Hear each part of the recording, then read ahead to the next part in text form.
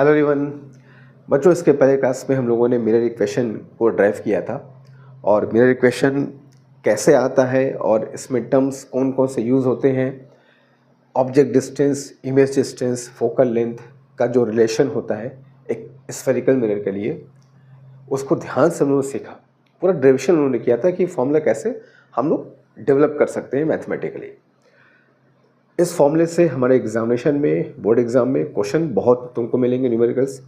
इसकी क्वेश्चंस की प्रैक्टिस बहुत हमें करनी होगी और सिर्फ क्लास 10th बोर्ड्स के लिए ही नहीं, आगे के एग्ज़ाम्स के लिए भी क्लास 12th में जब फिर हम लोग पढ़ेंगे लाइट, तो इस फॉर्मूले का बहुत जगह यूज़ होगा। तो इस फॉर्मूले को अच्छे से यूज़ करना अच्छे से आना चाहिए। फॉर्मूला बहुत सिंपल है, 3 टर्म है, यू, वी और एफ, है ना। तो ये जो मिरर फॉर्मूला है जिसकी हम लोग बात कर रहे हैं, 1/f is equal to 1/u plus 1/v, कहते हैं मिरर फॉर्मूला या मिरर इक्वेशन है। तो बहुत सिंपल फॉर्मूला, 3 टर्म है, ऑब्जेक्ट डिस्टेंस, इमेज डिस्टेंस और मिरर की फोकल लेंथ। लेकिन इस फॉर्मूले को यूज़ करने से पहले एक चीज़ का जानकारी बहुत ज़रूरी होता है और वो होता है साइन कन्वेंशन। यहाँ जितनी भी चीज़ें हम लोग यूज़ करेंगे यू, वी और एफ, ये प्रॉपर साइन के साथ यूज़ करना है इस फॉर्मूले में। तो ऐसे कंडीशन में अगर हमको साइन कन्वेंशन नहीं पता है, यू, वी और एफ में से कब किसको नेगेटिव लेना है, कब कौन सी चीज़ पॉजिटिव होगी, ये नहीं पता होगा तो हमारा क्वेश्चन सॉल्व नहीं हो पाएगा। तो before we go into the numerical part of this expression, आज थोड़ा सा हम लोग बात करेंगे साइन कन्वेंशन हम लोग यूज़ क्या करेंगे। स्फेरिकल मिरर में हम लोग कैसे पता करेंगे कौन प्लस कौन माइनस और किसको यूज़ कैसे करना है। बहुत सिंपल सा रूल है, कुछ बेसिक बात करेंगे फिर इसको जर्नलाइज करेंगे, है ना। सपोज दैट हमने एक कॉनकेव मिरर लिया इस तरीके से, ठीक है, एक हमारा कॉनकेव मिरर है। हम लोग मोस्ट ऑफ द केस में ऑब्जेक्ट को लेफ्ट साइड लेते हैं, है ना। तो ये हो गया हमारा ऑब्जेक्ट, ठीक है, और ये हो गया मिरर का पोल। इस यू, वी, एफ में से यहाँ पर पे फोकल लेंथ है ना। जितनी भी डिस्टेंस है, कुछ पॉइंट्स को समझना कि हमको इस फॉर्मूले को यूज़ करने से पहले किन किन बातों का ध्यान रखना है। सबसे पहली बात, जो भी डिस्टेंस लेंगे, चाहे वो ऑब्जेक्ट डिस्टेंस हो, इमेज डिस्टेंस हो और फोकल लेंथ तो खैर होता ही है, हम लोग इस पॉइंट P से ही मेज़र करेंगे। जो मिरर का पोल है वो एक ओरिजिन की तरह काम करता है, ओरिजिन की तरह इसको ट्रीट करना है। जितनी भी दूरियां हैं हमें P के रिस्पेक्ट में ही नापनी है।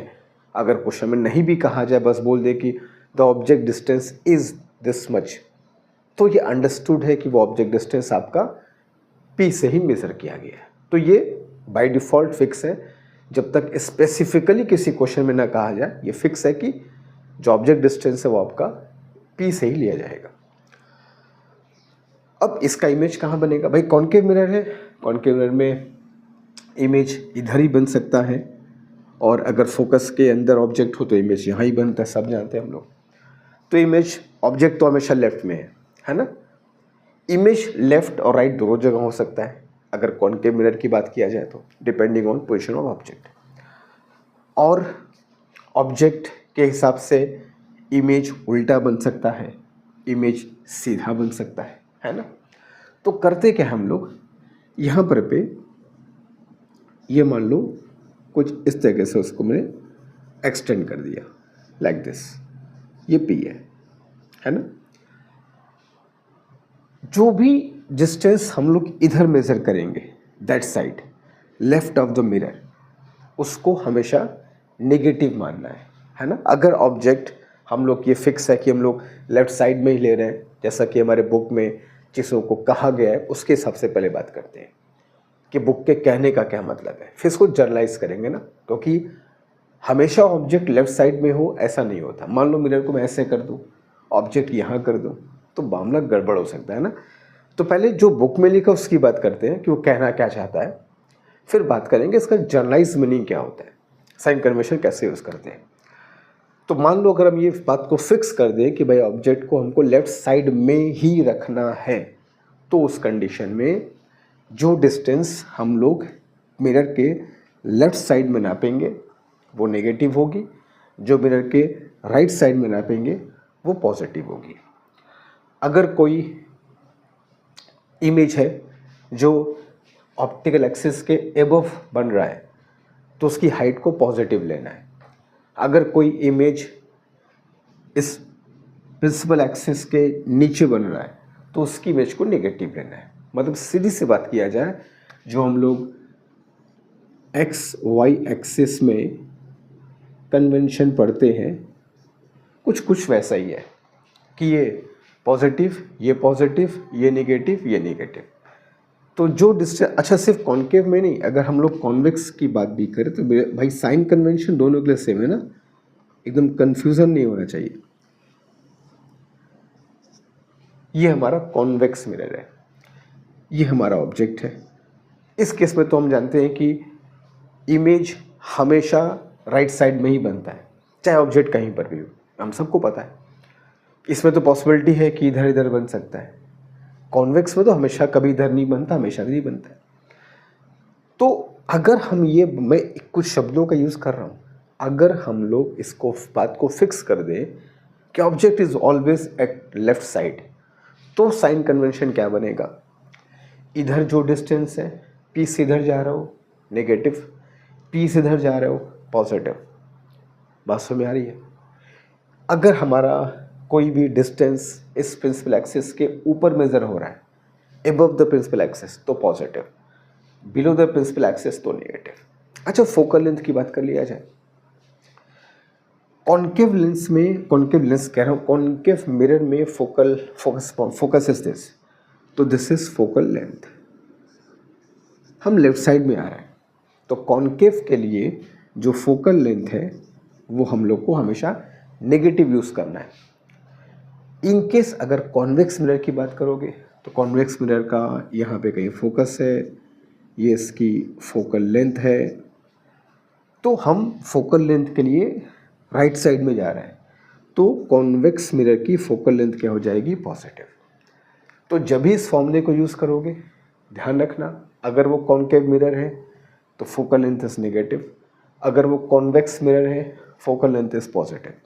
अगर नहीं पता है तो फिर हमको एफ को छोड़ देना है, साइन नहीं रखना है। वो जब क्वेश्चन करेंगे तो बताऊंगा कि जब नहीं पता है तो कैसे सॉल्व करेंगे। तो इस बात को समझो, समझ लिया कि अगर कोई भी डिस्टेंस हमको मिरर के लेफ्ट साइड में तो पॉजिटिव, राइट साइड में तो नेगेटिव, यू वी एफ कुछ भी हो, प्रिंसिपल एक्सिस के ऊपर मेजर कर रहे हो, ऑब्जेक्ट है, इमेज है, जिसकी भी हाइट है वो पॉजिटिव है, प्रिंसिपल एक्सिस के नीचे जा रहे हो तो वो हमारा नेगेटिव है, ठीक है।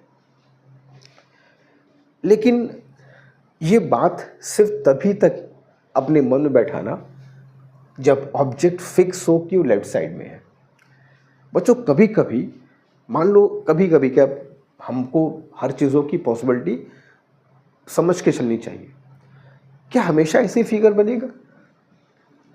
क्या इसमें कुछ हम बदलाव नहीं कर सकते अगर चाहें तो? जैसे मान लो मैं कहूं कि तुम्हारा ये एक कौन सा मिरर है, ये रिफ्लेक्शन दबे हुए सरफेस से होगा तो ये कॉन्केव मिरर है, बस इसका शक्ल जो है वो पलट के उधर कर दिया गया, दोनों में कोई अंतर नहीं है। अब मान लो ऑब्जेक्ट हमने इधर ले लिया, मान लो ऐसा कोई क्वेश्चन मेरे पास आता है कि हमने ऑब्जेक्ट राइट साइड में ले लिया, ओके बिल्कुल गलत नहीं, ऐसा होता है, होगा भी। तो जो लेफ्ट राइट की बात है ना, फिर वो बात गड़बड़ हो जाएगी।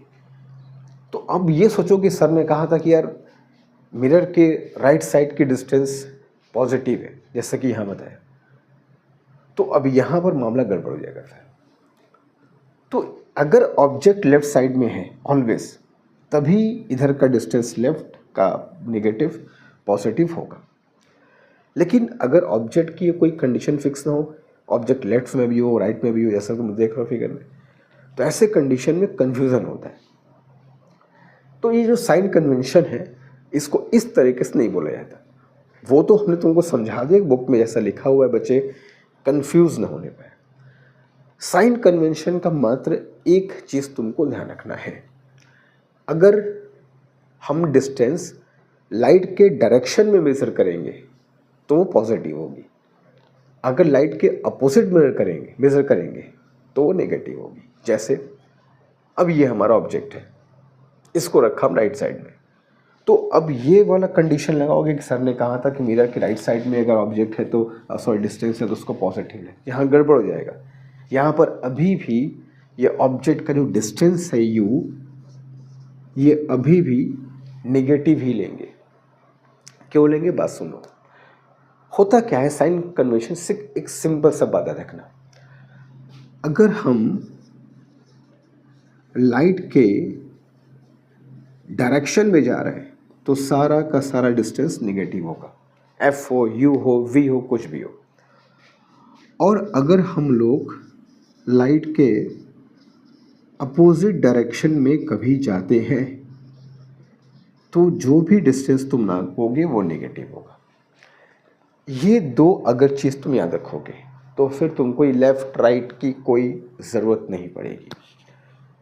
ऐसा हमेशा नहीं होगा कि ऑब्जेक्ट लेफ़्ट साइड में रखा जाए, ऐसी कंडीशन आएगी तब क्या होगा, तब लाइट चली, देखो ऐसे,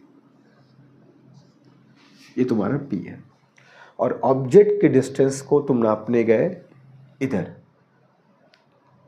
लाइट जा रही है ऐसे और तुम U की तरफ इधर चले गए, लाइट के अपोजिट जा रहे हो, तो U क्या होगा तुम्हारा नेगेटिव।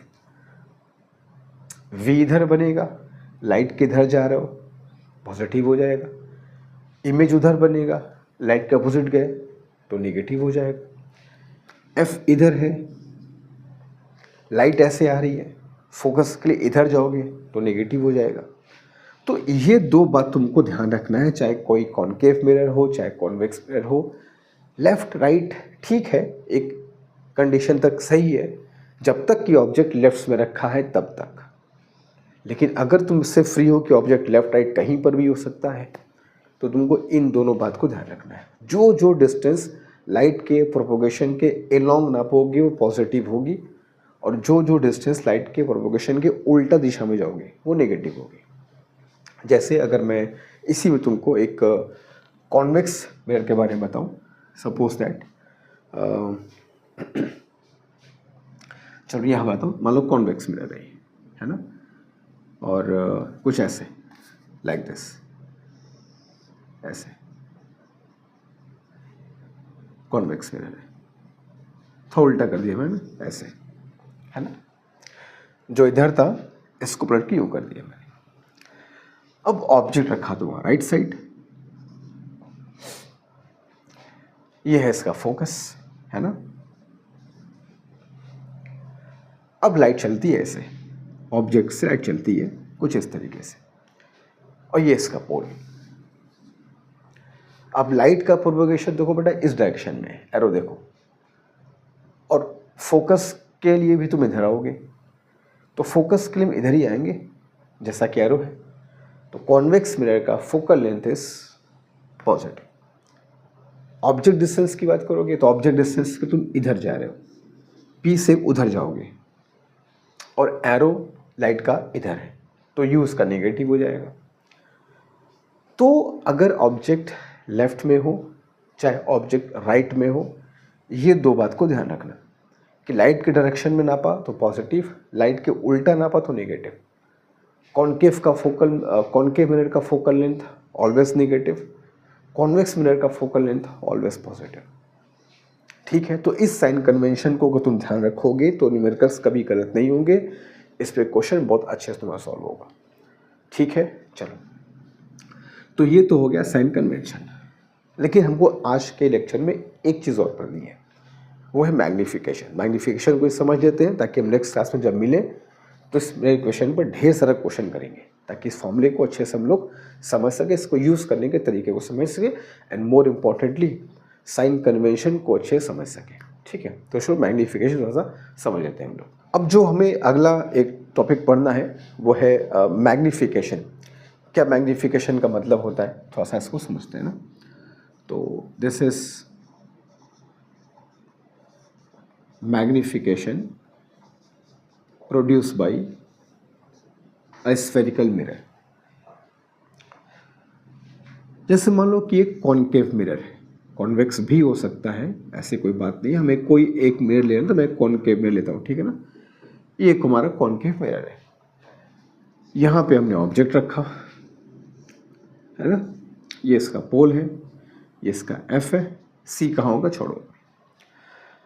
अब ये जो ऑब्जेक्ट है उसका इमेज यहाँ पर कहीं बनता है, इन्वर्टेड बनेगा, छोटा बनेगा, बड़ा बनेगा, ये डिपेंड करता है कि भाई इसकी पोजीशन किधर है।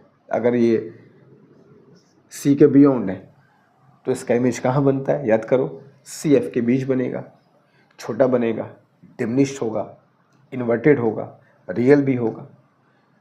अगर ऑब्जेक्ट सी एफ के बीच में, इमेज सी के बियॉन्ड आता है, बड़ा बनता है, इन्वर्टेड होगा, रियल होगा। हम लोग अलग अलग पोजीशन जानते हैं, किस कंडीशन में ऑब्जेक्ट को रखने पर इमेज कहाँ बनेगा। कभी छोटा है, कभी बड़ा है, कभी इक्वल साइज बनता है ना। कॉनकेव मिरर के तीनों केस बन सकते हैं, छोटा बनता है, बड़ा बनता है, इक्वल बनता है। कॉन्वेक्स में तो भाई हमेशा हमेशा एक ही साइड बनता है वो।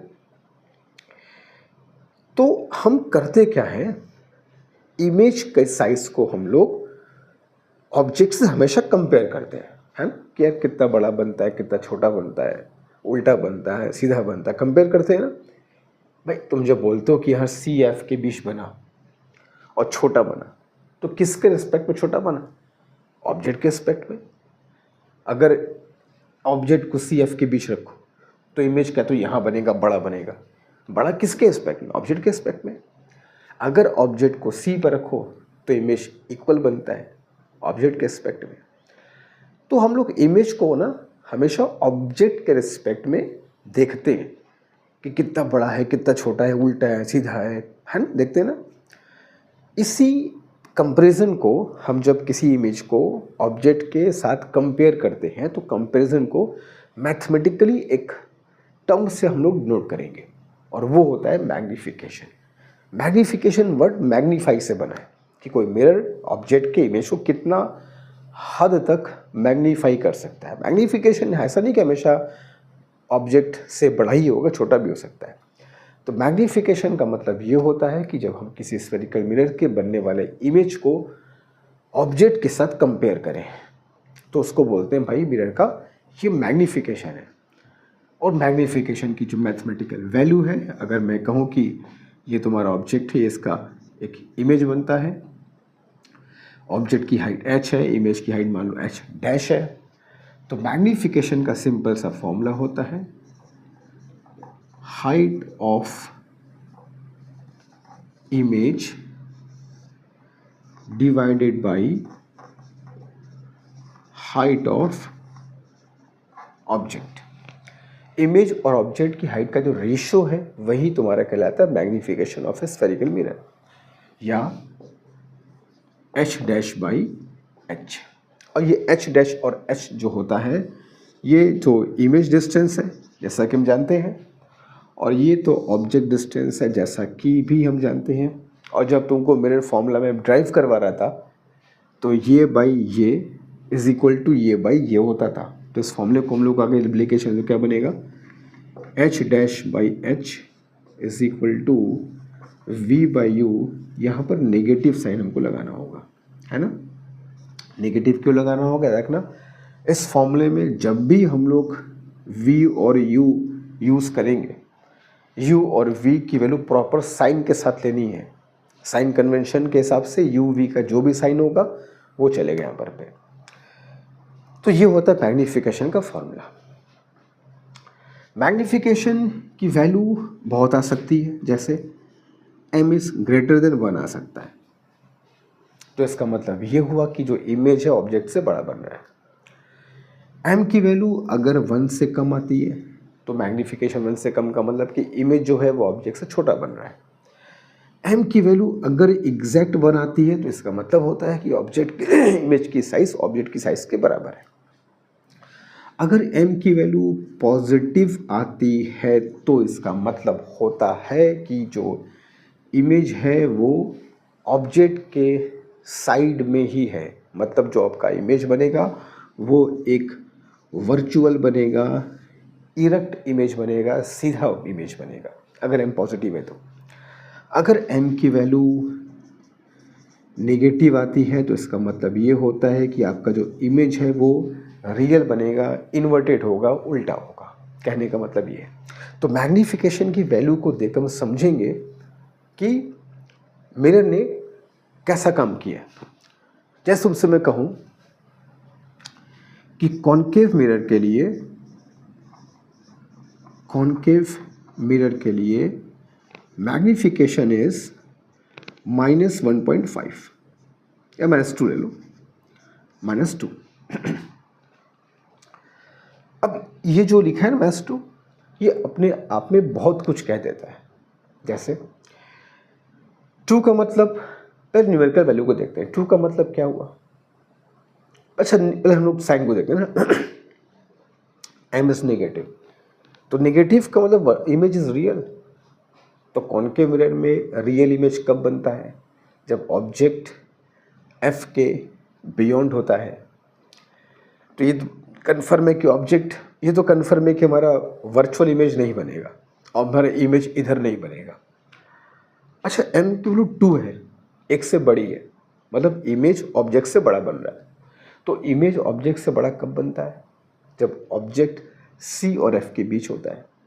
तो क्या इस वैल्यू को देखकर हम ये नहीं कह सकते कि ऑब्जेक्ट की जो पोजीशन है वो c और f के बीच में कहीं होगी? क्योंकि c f के बीच में होगी तभी इमेज इधर बनेगा, बड़ा बनेगा, और रियल तो खैर बनेगा ही। तो मैग्नीफिकेशन की वैल्यू को देखकर हम बहुत हद तक अंदाज लगा सकते हैं कि भाई ऑब्जेक्ट कहाँ पर है। इसलिए मैं कह रहा हूँ कि मैग्नीफिकेशन की वैल्यू को अच्छे से समझना, और मोस्ट इम्पॉर्टेंटली कि किस कंडीशन में मिरर में इमेज कहाँ पर बनता है, ये अगर याद रहेगा तो हमारा काम बहुत आसान होने वाला है जब इस पे मिरर फॉर्मूले पे क्वेश्चन हम लोग सॉल्व करेंगे। बात समझ में आ रही है? अब मैं तुमसे कहूँ कि कॉन्वेक्स मिरर में magnification is -1.7। Low, convex mirror का मैग्नीफिकेशन नेगेटिव कैसे हो सकता है? कॉन्वेक्स मिरर में तो हमेशा इमेज वर्चुअली बनता है, रियल तो बनता नहीं है। तो कॉन्वेक्स मिरर में मैग्नीफिकेशन कभी नेगेटिव नहीं हो सकता, हमेशा पॉजिटिव ही होगा। और अब तुम ये बताओ कि मैग्नीफिकेशन कॉन्वेक्स मिरर में पॉजिटिव तो है, एक से बड़ा हो सकता है कि छोटा हो सकता है? इधर तो बनता है मगर वो छोटा बनता है कि बड़ा बनता है, उसके आधार तुम पता लगा लोगे ना यार कि m कितना होना चाहिए, क्या नहीं होना चाहिए इनफैक्ट कॉन्वेक्स मिरर के लिए। तो मैग्नीफिकेशन याद रखना, मैग्नीफिकेशन से हमें बहुत इंफॉर्मेशन मिल जाती है ऑब्जेक्ट की पोजीशन की। कभी कभी इतना ही हेल्प करता है हम लोग का कि अगर ऑब्जेक्टिव क्वेश्चन अगर हो हमारे पास तो हमें, जब जैसे यही क्वेश्चन है कॉन्केव मिरर का मैग्नीफिकेशन -2, पक्का ऑब्जेक्ट की पोजीशन सी एफ के बीच हो सकती है और कोई हो ही नहीं सकता। तो अगर यहाँ से हम ये कंक्लूजन निकाल लिए कि ऑब्जेक्ट सी एफ के बीच होना चाहिए तो हमारा बहुत काम आसान हो जाएगा। ऑब्जेक्टिव क्वेश्चंस होंगे कभी कभी सीधे सॉल्व हो जाएंगे तुम्हारे ये। तो ये याद रखना कि मैग्नीफिकेशन की किस चीज़ की का मतलब क्या होता है। मैग्नीफिकेशन कॉन्वेक्स में कभी नेगेटिव हो ही सकता है यार, जब भी होगा पॉजिटिव होगा। तो अब ये सब हमें पता रहेगा तो हमको न्यूमेरिकल सॉल्व करने में आसानी होगी। तो ये मैग्नीफिकेशन का फॉर्मूला है फॉर स्फेरिकल मिरर जो हम लोग न्यूमेरिकल्स में यूज़ करने वाले हैं जब हम लोग मिरर इक्वेशन को पे क्वेश्चन सॉल्व करेंगे तब। तो ये हमारा मिरर का पोर्शन ये कंप्लीट है। जितना तुमको मैंने अब तक मिरर में पढ़ाया है बहुत बेसिक चीज़, वर्चुअल ऑब्जेक्ट की बात भी तुमको मैं ले गया हूँ, है ना। तो इन सब बातों को ध्यान में रखते हुए जो भी कॉन्सेप्ट हमने पीछे पढ़ा उसको समझते हुए हम लोग अब नेक्स्ट क्लास में जब मिलेंगे तो मिरर इक्वेशन में ढेर सारे न्यूमेरिकल्स करेंगे, इतना कि हम लोग कोई भी क्वेश्चन एग्जाम में आए हम सॉल्व कर लेंगे उसको, ठीक है। मगर मिलेंगे नेक्स्ट क्लास में। यहाँ पर कहीं भी कोई डाउट है, सिंपल टॉपिक था, इसमें बहुत कुछ खास हमें नहीं करना है मगर केयरफुल रहना है, हर कॉन्सेप्ट पे केयरफुल रहना है। फिर भी मन में कोई डाउट है, कोई अगर प्रश्न है, कोई क्वेश्चन अगर है तो कमेंट बॉक्स में खुल के मैसेज करो, नेक्स्ट क्लास में जब मिलेंगे, न्यूमेरिकल्स जब हम शुरू करेंगे, तो उन न्यूमेरिकल्स में वही क्वेश्चंस को डिस्कस करेंगे, वही क्वेश्चंस पर बेस्ड, वही डाउट्स पर बेस्ड क्वेश्चन लेकर के आएंगे, जिससे कि हमारा डाउट क्लियर हो सके। तो मिलेंगे फिर नेक्स्ट क्लास में, और अगर कहीं कोई दिक्कत है इस कॉन्सेप्ट में, ज़रूर से कमेंट बॉक्स में मेंशन करना। Thank you sir.